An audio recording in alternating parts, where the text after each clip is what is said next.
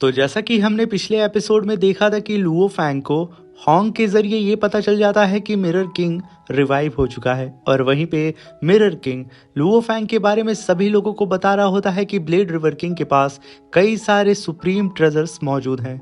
वो लोगों को लुओ फैंग का दुश्मन बना रहा होता है कि सारे ही powerful cosmic overlord Luo Fang को हंट करना स्टार्ट कर दें। मेरे प्यारे से दोस्तों, अब इस एपिसोड को हम यहाँ पे स्टार्ट करते हैं। इस एपिसोड की स्टार्टिंग में हमें मिरर किंग को दिखाया जाता है जो कि अनगिनत कल्टीवेटर्स को जान से मार करके उनके ट्रेजर्स को छीन रहा होता है, क्योंकि लुओ फैंग ने मिरर किंग को मार करके उसके सारे ही ट्रेजर्स को उससे छीन लिया था। तभी वहां पे मिरर किंग चिल्लाते हुए कहता है कि ब्लेड रिवर किंग, मैं यहाँ पे तुम्हें मार नहीं सकता हूँ, मगर मुझे यहाँ पे अब उंगली भी नहीं उठानी पड़ेगी। मैंने चारों ही तरफ जाल बिछा दिया है। अब तुम्हें यहाँ पे सारे ही कॉस्मिक ओवरलॉर्ड देख लेंगे। आखिर तुम उन लोगों के शिकंजे से कैसे बचोगे। और वहीं पे मिरर किंग अपनी आंखों को बंद करके उस पल को इमेजिन कर रहा होता है जब लुओ फैंग यानी कि ब्लेड रिवर किंग उन सारे ही कॉस्मिक ओवरलॉर्ड्स से चारों ही तरफ से घिरा होगा और वो सब उसकी जान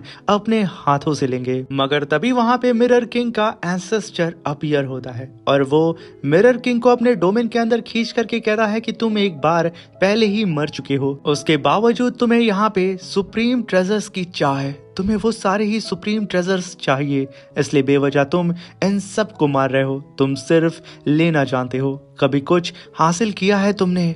तुम सच में बिल्कुल वेस्ट हो। हमारे क्लैन के नाम पे तुम धब्बा हो। मगर तभी मिरर किंग गुस्साते हुए कहता है कि ये सब तुम्हारी वजह से हुआ है, तुम्हारी ही वजह से मैं इस हालत तक पहुंचा हूं। ये मत सोचना कि तुम आसानी से बच जाओगे। ये कहने के साथ वो और भी ज़्यादा वायलेंट हो जाता है और अपने पंजों से कई सारे लोगों को फाड़ना शुरू कर देता है। वो इतनी तेज़ी से कई सारे लोगों को मार रहा होता है जैसे कि आसमान से लोगों की बारिश सीधा ही ज़मीन पे हो रही हो। मिरर किंग एकदम फ्रस्ट्रेट हो चुका था। उससे यहाँ पे लुओ फैंग से अपनी हार बर्दाश्त नहीं हो रही होती है कि आखिर एक ह्यूमन कल्टीवेटर उसे, जो कि इस यूनिवर्स का एक स्पेशल रेयर बीइंग है, उसे कैसे कोई हरा सकता है, वो भी एक 2 कौड़ी का ह्यूमन। तभी सीन शिफ्ट होता और हमें एंसेस्ट्रल गॉड सेक्ट का सीन दिखाया जाता है जहाँ पे वेनरेबल जान यान लुओ फैंग के मेंशन के अंदर जाते हैं और लुओ फैंग से कहते हैं कि लुओ फैंग, पूरी दुनिया में हंगामा मचा हुआ है और तुम यहाँ आराम से बैठ करके चाय के मज़े लूट रहे हो। सबको पता चल चुका है कि आखिर तुम्हारे पास कितने सुप्रीम ट्रेजर्स मौजूद हैं। तभी लुओ फैंग कहता है कि टीचर, आखिर कैसा हंगामा? हाँ, मेरे पास बहुत सुप्रीम ट्रेजर्स हैं, तो क्या हुआ? यहाँ पे टीचर चाहे जितने भी फॉरेन रैलम के एनिमीज आ जाएं, सब मेरे लिए सिर्फ मेरी तलवार को तेज करने वाले पत्थर हैं और मैं एक एक करके उन सब को मार डालूंगा, कोई भी जिंदा नहीं बचेगा। तभी वेनरेबल जान यान कहते हैं कि लुओ फैंग, अगर तुम उन्हें मार नहीं पाए तो फिर क्या करोगे? तभी लुओ फैंग कहता है कि टीचर, फिर करना क्या है, मैं ना तुरंत वहां से भाग जाऊंगा, इसलिए आप यहाँ पे फिक्र मत करें। और वैसे भी जब मैं एक बार अपनी शॉट को उठाऊंगा तो वैसे ही मेरे सामने बहुत ही कम लोग बचेंगे जो कि मुझे बड़े ही आराम से वहां से भागने देंगे। तभी टीचर वेनरेबल जान यान हंसते हुए कहते हैं कि लुओ फैंग, तुम सच में बहुत ही ज्यादा बदमाश हो। यहाँ पे मुसीबत सर पे आई है और तुम्हें मजाक सूझ रहा है। तभी हम देखते हैं कि उन लोगों को माउंटेन ऑफ ऑल गॉड से मैसेज आता है, यानी कि ह्यूमन अलायंस से मैसेज आता है। तभी उस मैसेज को पढ़ते ही यहाँ पे वेनरेबल जान यान लुओ फैंग को देखते हैं और तभी वो लोग वर्चुअल मीटिंग अटेंड करने के लिए सीधा ही माउंटेन ऑफ ऑल गॉड के अंदर एंटर कर जाते हैं। तभी वहां पे लुओ फैंग को 2 कल्टीवेटर मिलते हैं जो कि लुओ फैंग को जानते थे। वो लुओ फैंग को हेलो बोलते हैं, जहाँ पे लुओ फैंग उनसे कहता है कि जुई यान, ली मिंग, आप लोगों से मिले हुए सच में काफी अरसा हो चुका है। उन लोगों को हेलो बोलते हुए लुओ फैंग आगे निकल जाता है। तभी वहां पे बबाता कहती है कि लुओ फैंग, कहना पड़ेगा ये काफी कमाल है ना, पलक झपकते तुम इतने ज्यादा फेमस हो चुके हो और इस टाइम तुम जिन लोगों से डील करने वाले हो वो सब के सब कॉस्मिक वेनरेबल लेवल के कल्टीवेटर्स हैं और उनसे ज्यादा पावरफुल कल्टीवेटर्स हैं और उनके सामने आज हो सकता है कि तुमसे रिलेटेड वो सुप्रीम ट्रेजर्स के बारे में भी बात हो। वहीं पे बबाता सोच ही रही होती है कि आखिर यहाँ पे लुओ फैंग क्या करेगा। लुओ फैंग तुरंत उसके हाथ को पकड़ के कहता है कि बबाता, अब जो भी होगा साथ में ही देखेंगे।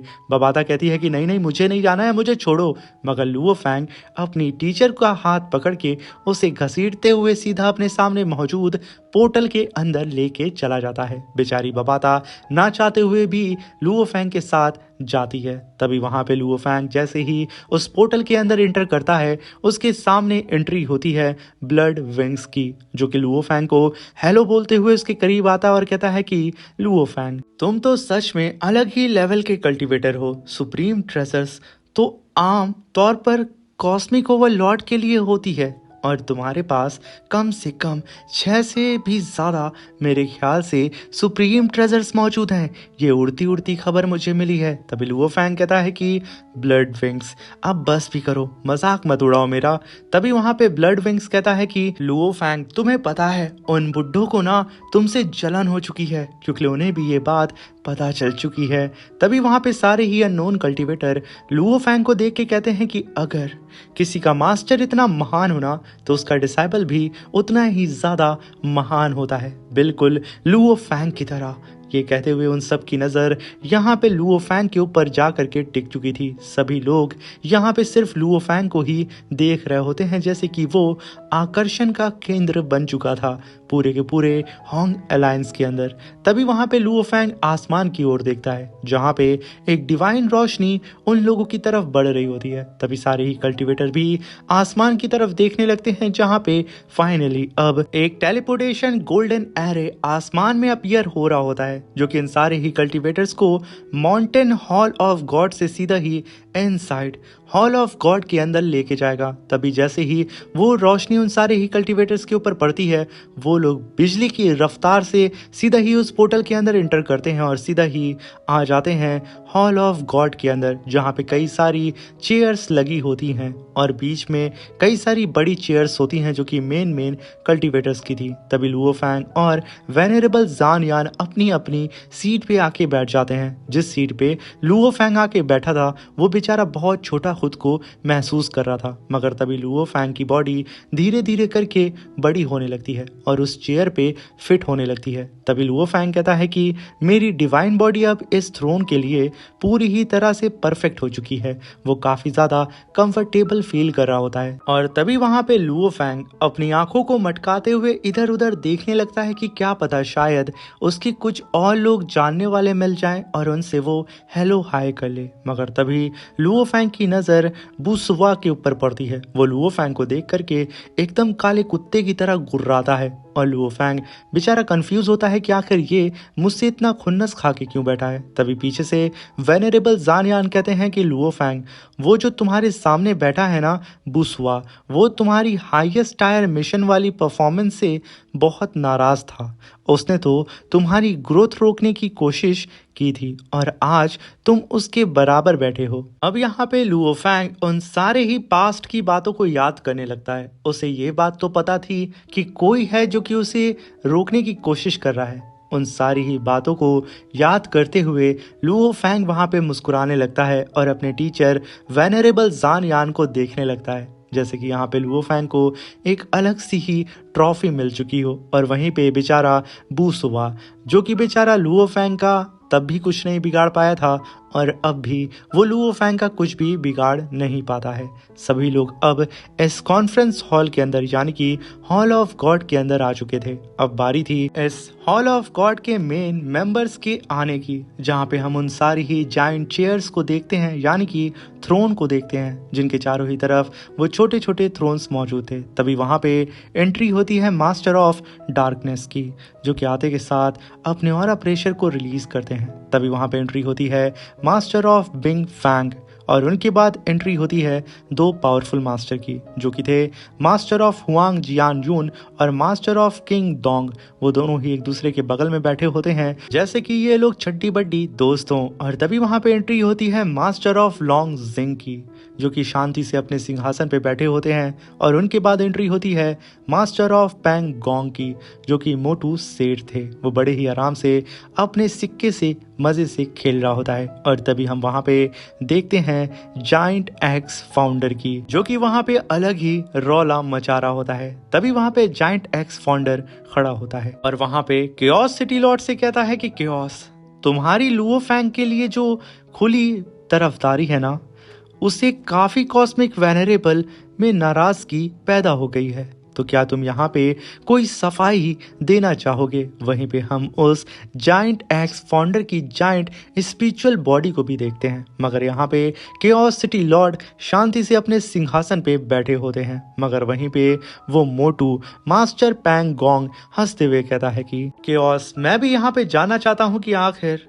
ये सब क्या चल रहा है, क्योंकि तुम्हारा डिसाइबल गुई, जिसके पास कॉस्मिक ओवरलॉर्ड लेवल की पावर है और वो तुम्हारे साथ काफी सालों से है, मगर उसके पास कोई भी सोल टाइप का सुप्रीम ट्रेजर है ही नहीं। मगर लुओ फैंग जबकि वो वर्ल्ड मास्टर लेवल पे था तभी उसके पास सुप्रीम ट्रेजर था, वेनरेबल गुई, यानी कि तुम्हारे सेकंड डिसाइबल के दिल में जरूर बहुत तकलीफ होगी। मगर तभी वहां पे मास्टर बिन फैंग कहते हैं कि आखिर यहाँ पे किस बात की तकलीफ, ट्रेजर देना ये एक एहसान होता है, ना देना बिल्कुल नॉर्मल बात होती है। अगर किसी को सुप्रीम ट्रेजर चाहिए तो वो खुद कमाए, जो मेरा है वो मैं जिसे चाहूं उसे दे सकता हूं, किसी को भी इसमें बोलने का हक नहीं है। अब इस बात से तो सभी लोग एग्री करते हैं। बेचारा मोटू मास्टर पैंग गोंग शांत हो जाता है। अब यहाँ पे वो कुछ भी नहीं बोलता है, बस मास्टर बिंग फैंग को घूर रहा होता है। तभी वहां पे केओस सिटी लॉर्ड खड़े होते हैं और कहते हैं कि यहाँ सब जानते हैं मैं कैसे काम करता हूँ। और रही बात लुओ फैंग के हाथ में जितने भी सुप्रीम ट्रेजर हैं, उसने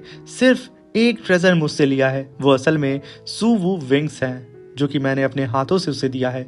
बाकी सारे ही ट्रेजर्स उसने अपनी काबिलियत से कमाया है। ये बात सुनकर के वो मोटू मास्टर पैंग गोंग कहता है कि इस बात के लिए हम आपकी ईमानदारी की तारीफ करते हैं। लुओ फैंग का अपने दम पर सुप्रीम ट्रेजर हासिल कर लेना, ये उसकी किस्मत और मेहनत दोनों की निशानी है और इसकी हम यहाँ पे काफी ज्यादा इज्जत भी करते हैं। भाई साहब, ये मोटू पल भर में पलट गया, गजब का इंसान है।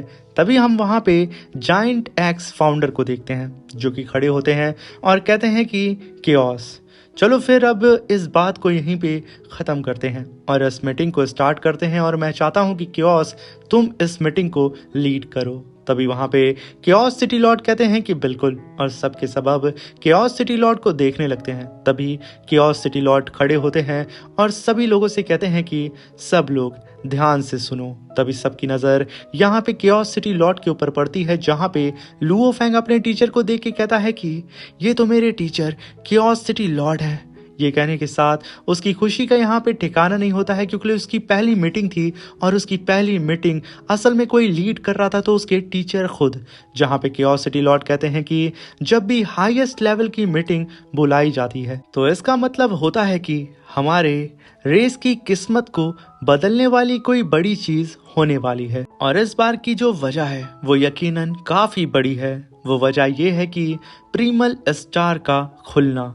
अब ये सुनकर के वहां पे वेनरेबल गुई एकदम खुश हो जाते हैं और अपनी टीचर की ओर देखते हुए कहते हैं कि हम सभी लोग बिल्कुल सही समय पे यहाँ पे इस हॉल ऑफ गॉड के अंदर ज्वाइन हुए हैं। तभी वहां पे वेनरेबल जान यान एकदम शॉक्ड होते हुए कहते हैं कि क्या प्रीमल स्टार खुल रहा है। उनकी खुशी का यहाँ ठिकाना नहीं होता है। वहीं पे लुओ फैंग को पता नहीं होता है कि आखिर ये किस बला का नाम है। तभी वहां पे केओस सिटी लॉर्ड कहते हैं कि प्रीमल स्टार यूनिवर्स का एक ऐसा कोर रीजन है जिसके लिए अनेक रेस आपस में लड़ती हैं। वहां बहुत रेयर ट्रेजर मिलते हैं, लेकिन उतनी ही खतरनाक मौत भी तुम्हें वहां पे नसीब होगी। जो भी ट्रेजर तुम्हें वहां पे मिलते हैं तुम उन्हें अपने पास रख सकते हो या फिर उन्हें अपने फैक्शन को दे सकते हो। कंट्रीब्यूशन पॉइंट तुम्हें उसके बदले में मिलेंगे और उन पॉइंट का इस्तेमाल करके तुम अपने सारे ही रिसोर्सेस को खरीद सकते हो जिसकी जरूरत तुम्हें होगी। तभी वहां पे बबाता इस प्रीमल स्टार के बारे में पढ़ते हुए लुओ फैंग को बताती है। लुओ फैंग यूनिवर्स के ओरिजिन रैलम के आसपास टोटल 10,081 प्रीमल स्टार घूम रहे हैं। वहां जाने का रास्ता हर 1 लाख इयॉन्स में एक बार खुलता है और खुलने के बाद वो 1000 इयॉन्स तक खुला रहता है। 1 इयॉन्स का मतलब होता है 100 करोड़ साल। और जब भी ये होता है यूनिवर्स की हर जाति के सबसे शक्तिशाली लोग वहां भाग पड़ते हैं। ट्रेजर के लिए खूनी जंग होती है और लुओ फैंग वहां पे कई सारे कॉस्मिक लॉर्ड अलग अलग रेस के अपनी जान से हाथ धो बैठते हैं। ये कहने के साथ बबाता उस जंग के मंजर को याद करते हुए एकदम घबरा जाती है और वो लुओ फैंग से कहती है कि लुओ फैंग, तुम्हें यहाँ पे जाने की जरूरत नहीं है, ये बहुत ही ज्यादा खतरनाक जगह है, इसलिए प्लीज अब इस मैटर के बीच में तुम मत ही पड़ना। तभी लुओ फैंग उसे तिरछी मुस्कान देता है। बबाता को समझ में आ जाता है कि ये तो हम सबको ले डूबेगा। तभी वहां पे केओस सिटी लॉर्ड कहते हैं कि इस हाईएस्ट लेवल मीटिंग में बुलाया जाना मतलब तुम अब हमारी जाति का एक कोर पिलर बन चुके हो। हमारे ह्यूमन रेस को बिल्कुल आप जैसे ही वॉरियर की जरूरत है जो सच में शक्तिशाली हो। चुकले प्रीमल स्टार अब से 10 साल के बाद खुलेगा। सब लोग पहले से तैयारी शुरू कर दो। चुकले वक्त और समय दोनों ही हमारे पास बहुत कम है।